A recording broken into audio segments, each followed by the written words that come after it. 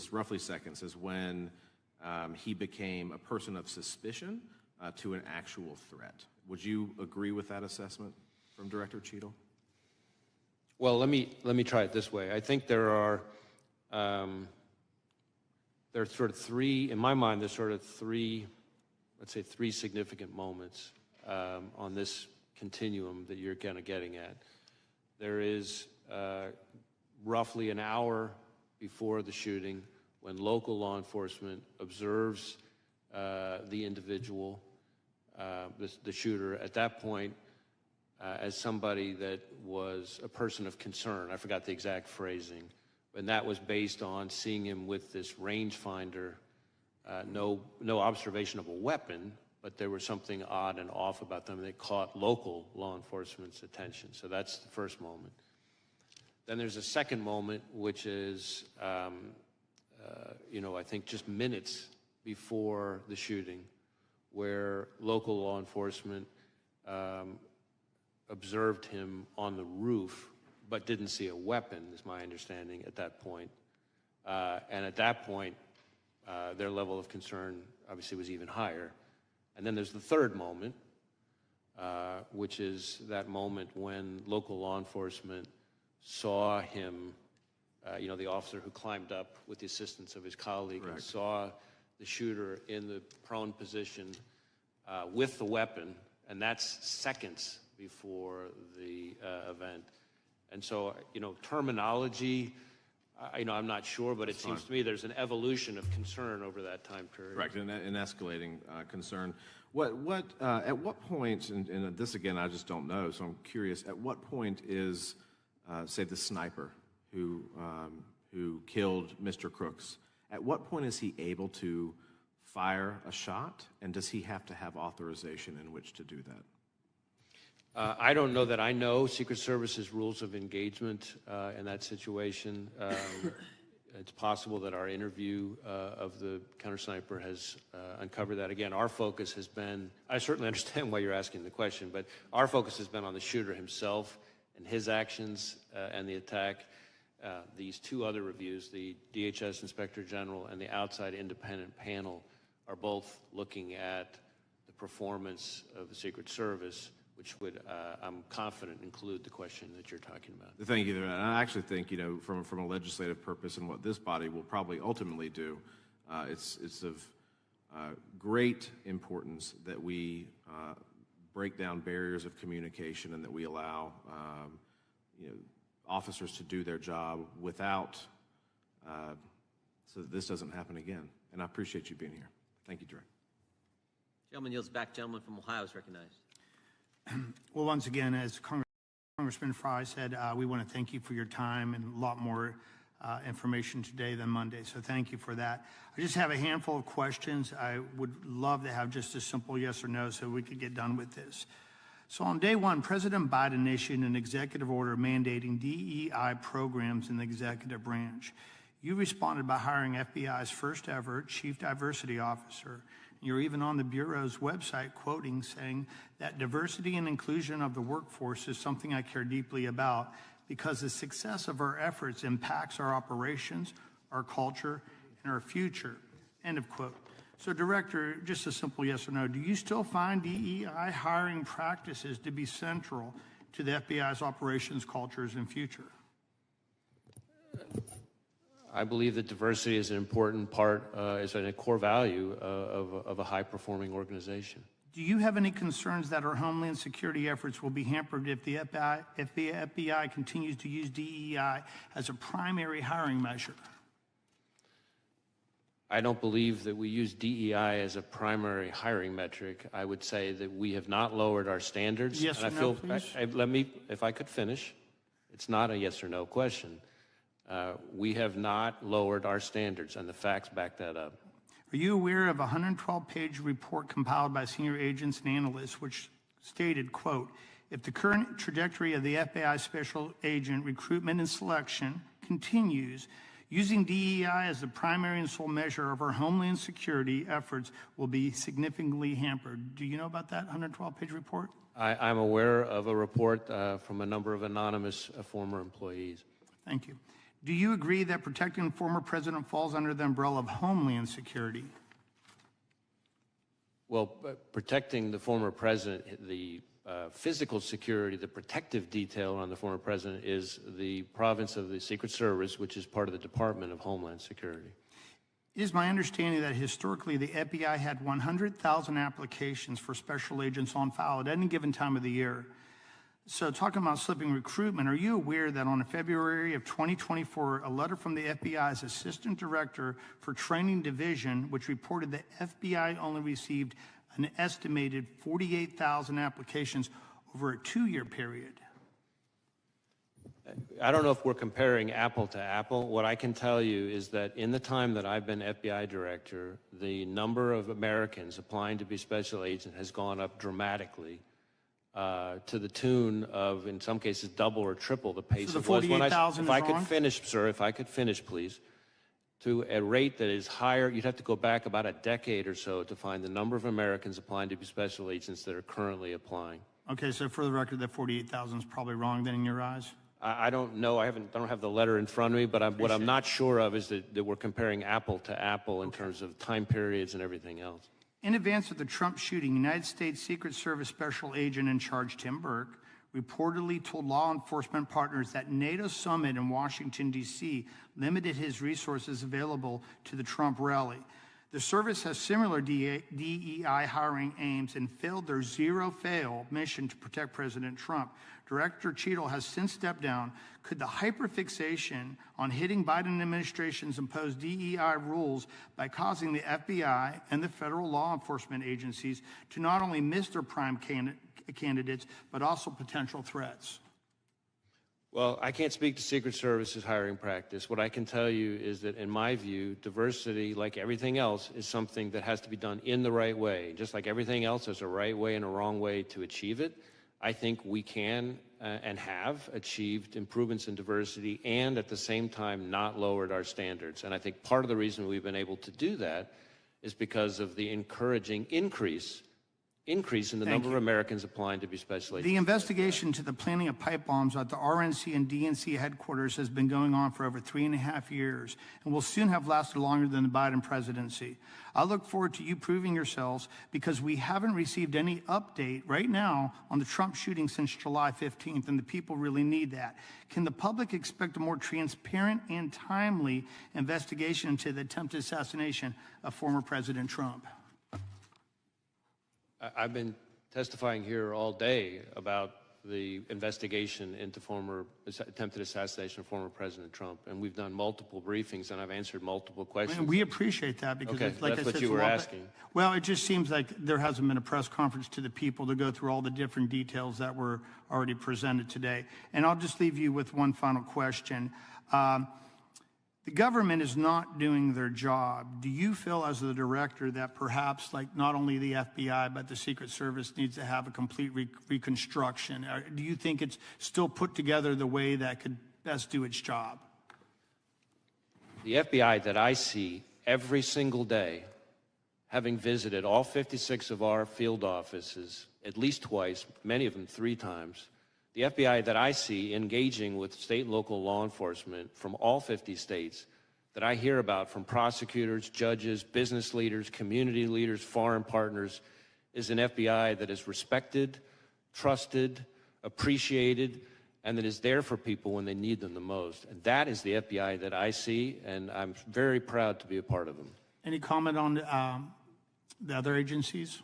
No, I'm not going to comment on other agencies. Appreciate your time, sir. Yield back to the chair. Gentleman yields back. Director, I have just a couple quick questions, but I want to give to the ranking member a chance to say some remarks or questions, and then we'll be done. Thank you, Mr. Chair.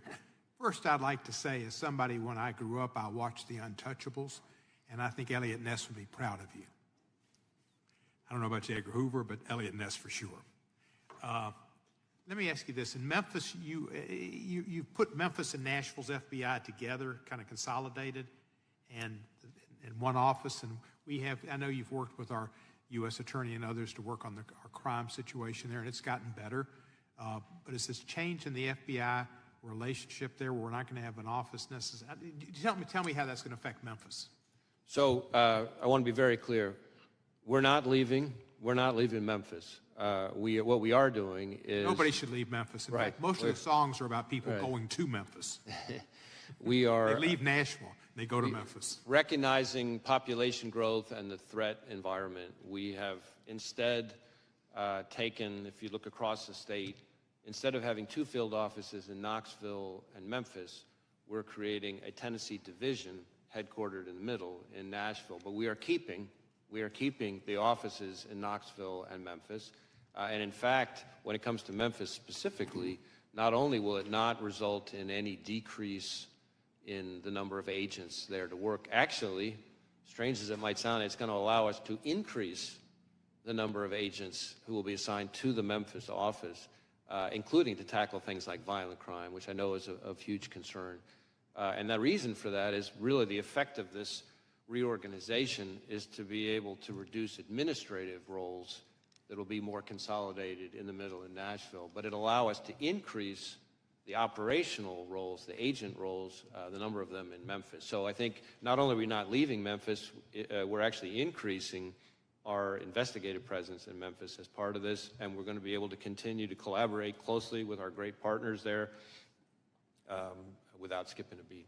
Thank you, that's reassuring. One of the questions was asked over here was about previous assassination attempts on presidents. And obviously, I know you're a lot younger than me, but you probably did. Did you ever watch The Untouchables? I have watched it, yes. They had one of the programs was on Mayor Cermak. You know Mayor Cermak? I'm sorry, I couldn't hear you. Mayor Cermak, do you know who he was? I do not. He was the mayor of Chicago.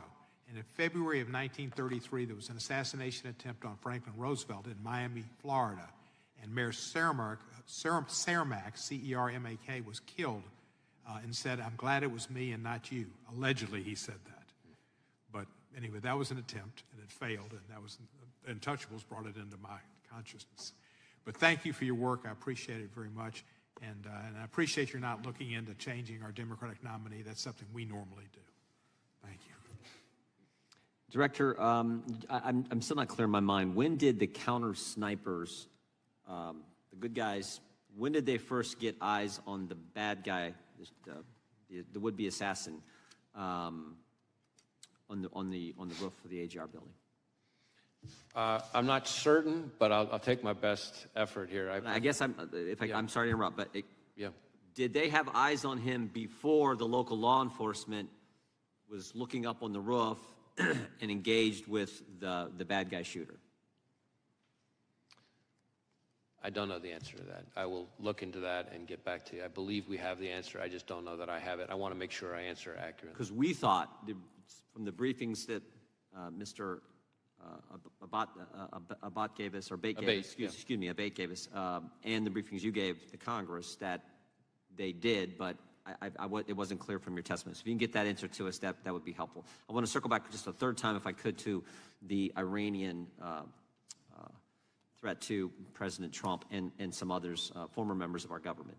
The reason I want to go back to that, because we now know that the Secret Service and Homeland Security denied resources to President Trump's detail that they had asked for.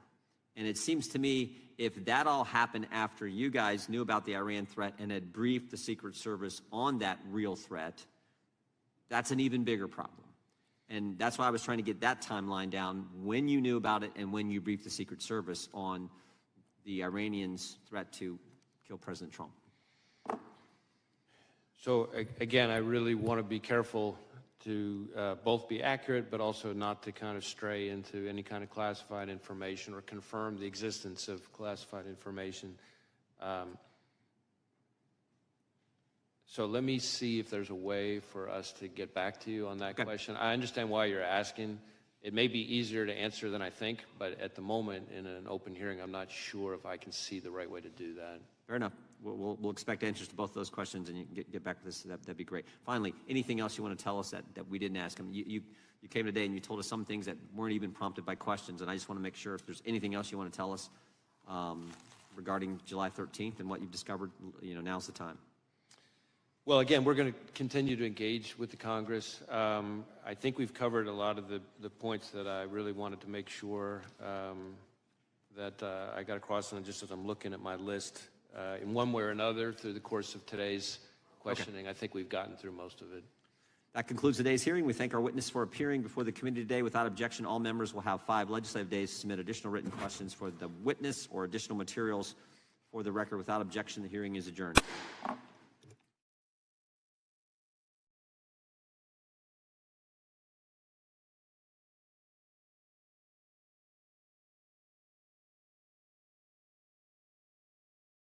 Wow, ये lamp कहाँ से लिया?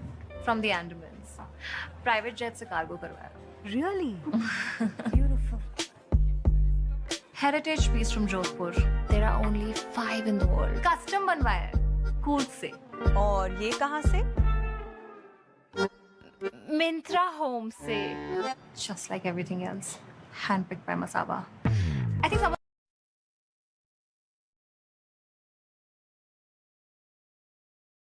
election, quote, it's going to take a civil war to save the country, and it will be saved. The president of the Heritage Foundation, taxpayer dollars, addressing even one aspect of the political violence that now threatens our country. Perhaps, had this Republican majority lifted a finger to help a nation that is awash in guns, the assassin in Butler would not have had such easy access to the weapon he used to fire on that crowd.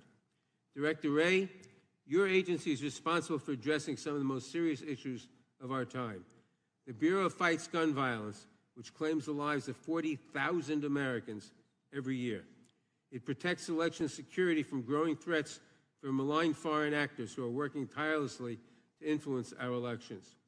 It protects against domestic terrorists and violent extremists who have been a growing threat in recent years and have carried out horrific mass shootings and deadly events around the country.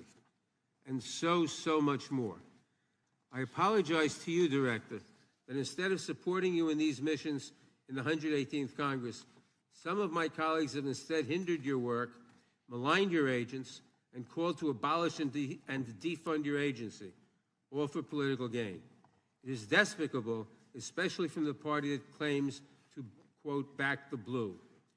And I know that you and your many agents and employees have paid the price for these baseless attacks. I know you have faced a barrage of threats, distrust, and vitriol from the public as a result of these wild, politically driven conspiracies. I know it has become even more dangerous and difficult for you to come to work each day. I may not agree with you on everything, but I sincerely thank you and every employee in your agency who continues to protect our country. The FBI is vital to keeping America safe, and I pray that today we can focus on the real, substantive work of the agency. It is the least we owe our country in these times. I yield back. Gentleman yields back. Without objection, all other opening statements will be included in the record. We will now introduce today's witness. The Honorable Christopher Wray has been the director of the FBI since 2017. He previously served as the Assistant Attorney General for the Criminal Division of the Department of Justice, the Principal Associate Deputy Attorney General, and Associate Deputy Attorney General, and as Assistant U.S. Attorney for the Northern District of Georgia. Again, Director Wray, you've been here many times. We appreciate you being here today. And, look forward to your testimony and answering our questions. We will begin by swearing you in. Would you please rise and raise your right hand? Do you swear or affirm under penalty of perjury that the testimony you're about to give is true and correct to the best of your knowledge, information, and belief, so help you God? Let the record let the record reflect that the witness has answered in the affirmative. Thank you, and please be seated. We have votes coming in about 10 minutes, but we definitely want to get through your opening statement as far as we can, and this is going to be an interesting day on Capitol Hill with the Prime Minister of Israel here as well. So, Director Wray, you're recognized for your opening statement. Good morning, Chairman Jordan, Ranking Member Nadler, members of the committee. I want to begin by offering my condolences on the passing of Representative Jackson Lee, who served the people of Texas in this body and on this committee for so long.